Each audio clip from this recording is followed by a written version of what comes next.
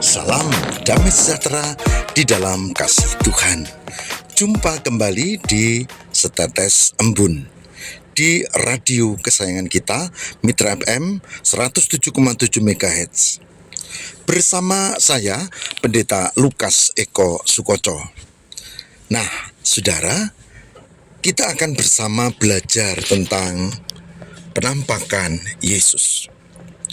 Dalam Alkitab, banyak orang yang tidak suka bahwa Paskah itu ada, bahwa Yesus itu disalibkan, bahwa dia wafat dan kemudian bangkit dari antara orang mati, bahwa dia bangkit dan hidup kembali. Orang-orang Yahudi, terutama dari golongan Farisi, mereka mencoba menutupi berita tentang kebangkitan Yesus. Caranya, serdadu dibayar untuk bercerita bahwa Yesus, jasadnya, mayatnya dicuri orang. Nah, tapi mereka bungkam. Kenapa? Karena ternyata Yesus memang bangkit. Bahkan dia menampakkan diri ke beberapa orang, lebih dari 10 kali menurut catatan sejarah. Saudara, salah satu kisah tentang kebangkitan Yesus bertemu dengan 2 orang muridnya yang sedang berjalan menuju Emmaus.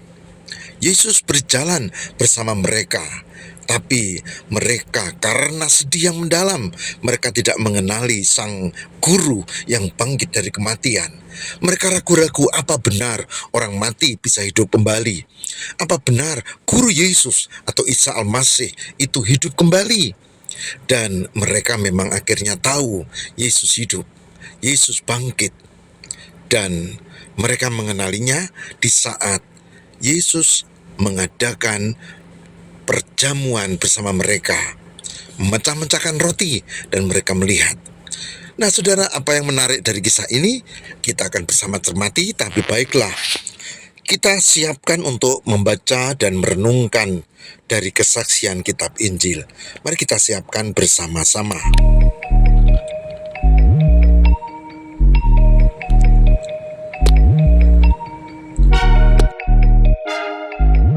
Mitra mania yang diberkati Tuhan, mari kita bersama-sama mencermati bacaan kita dari Injil Lukas 24 ayat 13 sampai dengan 35.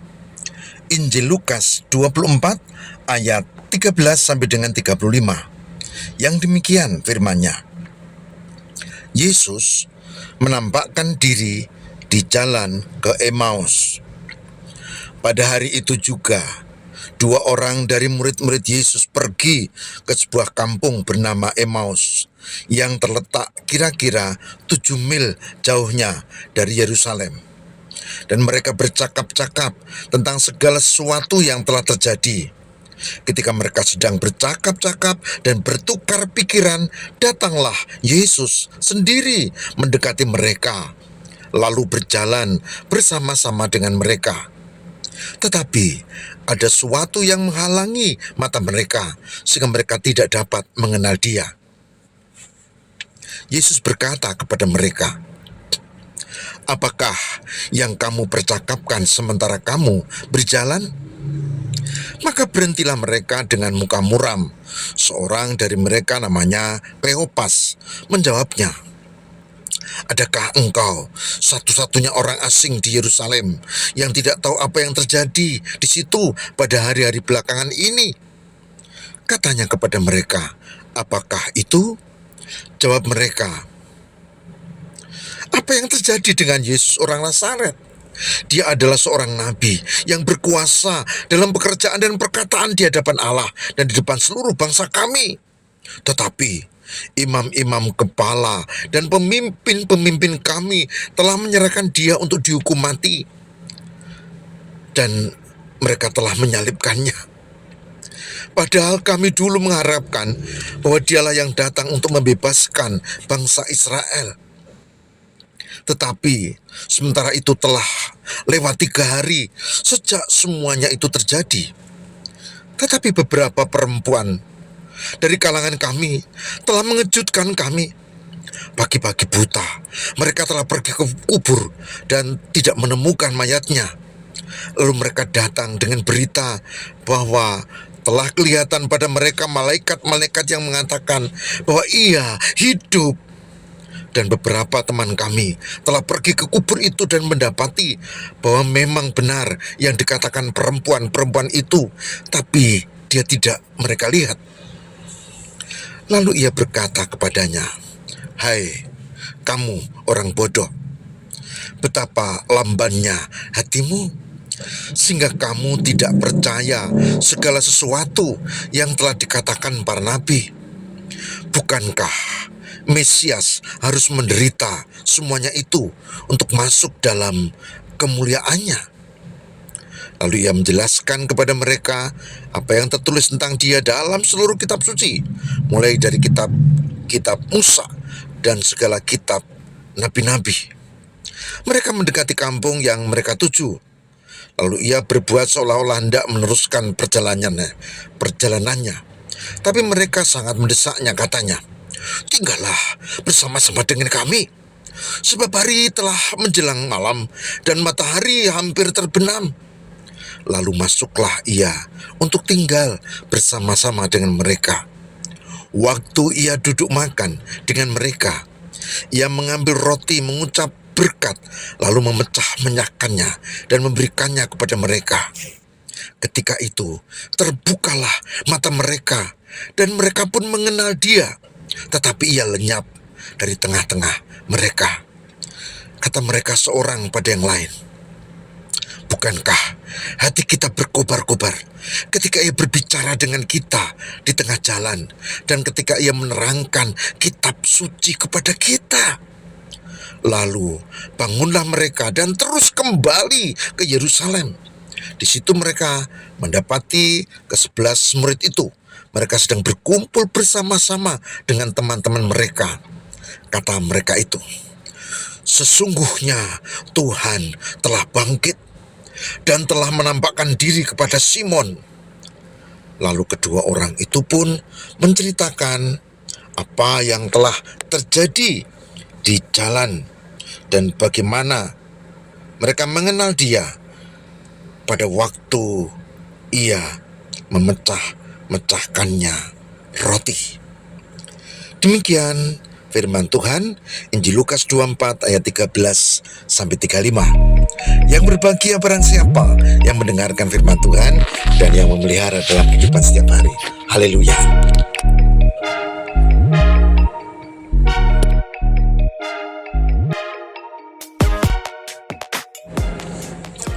Ya, mitra mania yang diberkati oleh Tuhan. Dari perenungan tadi, kita menemukan 3 hal penting. Yang pertama adalah kita harus percaya tentang kebangkitan Yesus. Murid-murid itu ragu-ragu, makanya mereka tidak mengenali guru Yesus. Ragu-ragu karena duka, karena tidak yakin, karena alasan lain dikatakan dalam bacaan itu seperti ada penghalang di dalam matanya. Tidak melihat kebenaran bahwa Yesus itu Mesias. Banyak orang yang ragu-ragu, banyak orang yang malah tidak percaya, tidak tahu bahwa Yesus itu Mesias, bahwa Isa itu Al-Masih. Lalu akibatnya mereka yang tidak percaya tidak mengenali Yesus. Itu poin pertama. Maka belajarlah mengenali Yesus, bahwa Dia adalah Tuhan dan Juru Selamat kita. Yang kedua, saudara, yang kedua adalah peka terhadap kehadirannya. Peka. Nah, para murid, 2 orang yang tadi kita baca di bacaan ya tadi, itu bersama-sama jalan dengan Yesus, bahkan diceritani, diberi uraian tentang kitab suci bahwa Mesias harus disalibkan dan bangkit. Mereka tidak paham karena mereka tidak peka pada kehadiran Yesus. Tidak peka. Banyak orang yang menjadi Kristen, banyak orang yang diberkati rezeki, banyak orang diberkati sehat, keluarganya juga oke, tapi tidak merasakan kehadiran Yesus, tidak mengenali bahwa apa yang dia alami, dia terima adalah anugerah. Awas, tidak mengenali kehadirannya membuat kita tidak bisa bersyukur dan tidak mengenal Yesus. Yang pertama percaya, yang kedua memang harus mengenali bahwa Dia ada di antara kita dalam segenap perjalanan hidup kita. Oke? Ketika suka duka, ketika menghadapi banyak masalah. Dan yang ketiga, tidak cukup percaya, tidak cukup mengenali, merasakan kehadirannya. Maka yang ketiga adalah paham tentang simbol anugerah memecah-mecahkan roti. Saudara, ketika mereka sampai ke tujuan, dalam bacaan tadi, Yesus akan berangkat meneruskan, oh tidak, jangan sini, sudah hampir malam, lalu makan bersama. Dan saat itu, simbol dimunculkan, Yesus memecah-mecahkan roti dan memberikan kepada mereka. Terimalah, makanlah. Mereka ingat akan guru Yesus. Lalu mereka sadar, ini guru Yesus. Lalu mereka terbelalak dan saat itu Yesus menghilang. Saudara, mengenali sakramen perjamuan, mengenangkan Yesus yang disalib, yang bangkit, dan memecah-mecahkan roti adalah tanda untuk mengenangkan anugerah itu. Nah, jadi tidak cukup tentang percaya, tidak cukup tentang paham kehadirannya, tapi harus ketiga, mengenali tanda, yaitu sakramen perjamuan kudus. Dan orang yang seperti ini, yang bisa melihat Yesus, bahwa Yesus adalah Mesias, Juru Selamat yang sejati.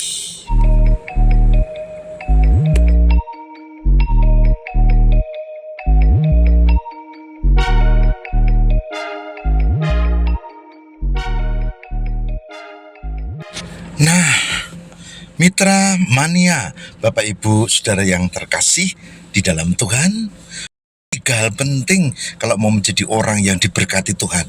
Yang pertama, kita harus percaya bahwa Yesus adalah Mesias, bangkit, bukan yang mati, disalibkan tapi hidup kembali. Ingat, kata kuncinya percaya. Oke, yang kedua, kita harus menyadari kehadiran Tuhan, bahwa Dia hadir, menyertai, memberkati, bahkan senantiasa menuntun dalam langkah hidup kita. Ya, ada pujian yang saya suka itu ya, mungkin pernah dengar ya, saya kira.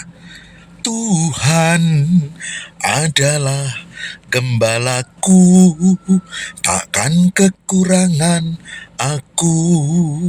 Nah, Tuhan itu menyertai, Tuhan itu memberkati, Dia menolong dalam hidup kita ketika kita sakit, ketika kita sedang menghadapi masalah, ketika kita sedang menghadapi pergumulan berat, tapi juga ketika kita diberkati dengan sukacita. Tuhan hadir seperti gembala pada domba-dombanya. Ia membaringkanku di padang yang berumput hijau. Dan Dia menolong kita, Dia memberkati senantiasa. Sadarlah ya, rasake. Kalau tidak disadari, kita pikir, wah ini anaknya kok pinter-pinter. Ya memang kami ini semuanya pinter-pinter. Loh, tidak sadar bahwa kepintaran adalah anugerah. Wah, jenengan ki selalu sehat. Ya memang kami ini semua keluarga itu kami tidak pernah sakit.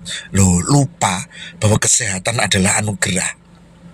Wah, jenengan bisnisnya hebat ya.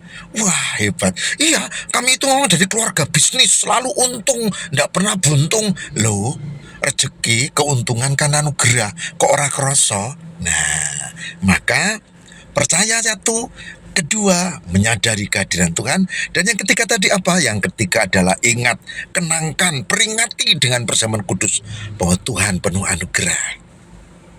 Baik mitra mania semua, demikian status embun pada pagi hari ini, kiranya menjadi berkat. Ingat, percaya, sadari kehadiran Tuhan, dan terima sakramen. Saya Pendeta Lukas Eko Sukoco izinkan pamit undur. Ketemu di kesempatan lain. Tuhan berkati kita. Selamat menjalani hidup hari ini. Tuhan menyertai. Immanuel. Shalom.